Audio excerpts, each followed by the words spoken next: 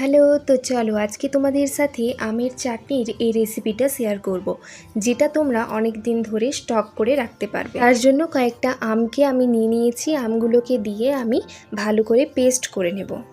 আমের এই চাটনিটার জন্য আমি কয়েকটা আমসত্ত্বকে কেটে নিয়েছি এবং কয়েকটা কাজু আর কিশমিশকে রেখে দিয়েছি।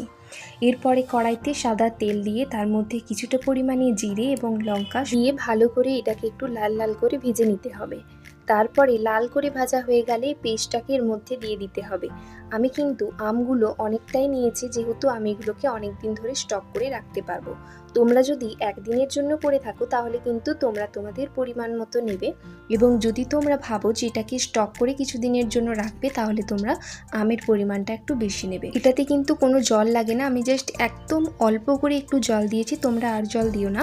এরপরে পরিমাণ মতো লবণ দিয়ে দিচ্ছি আর পরিমাণ মতো একটু হলুদ দিয়ে দিচ্ছি।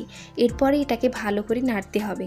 কালারটা কিন্তু এখন দেখো এবং পরে দেখলে তোমরা বুঝতে পারবে যে কালারটার ডিফারেন্সটা কতটা।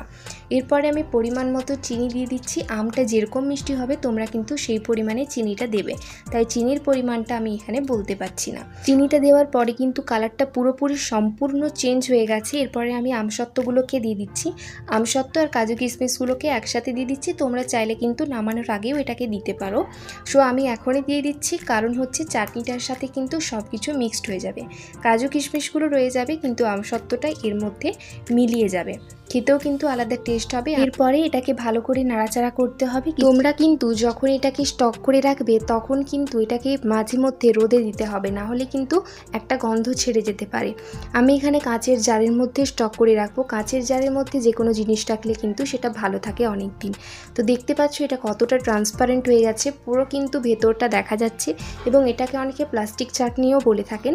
তো এরপরে আমি একটু দিয়ে দিচ্ছি কাশ্মীরি লঙ্কার গুঁড়ো, যেটার জন্য কালারটা একটু ভালো হবে। তোমরা চাইলে এটা দিতেও পারো, আবার স্কিপও করতে পারো।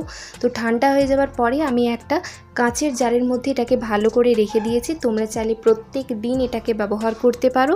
আর রেসিপিটা কেমন হলো সেটা কিন্তু অবশ্যই জানিও। ট্রাই যদি না করে থাকো তাহলে একবার ট্রাই করে দেখতে পারো। ভালো লাগলে অবশ্যই একটা লাইক করে দিও।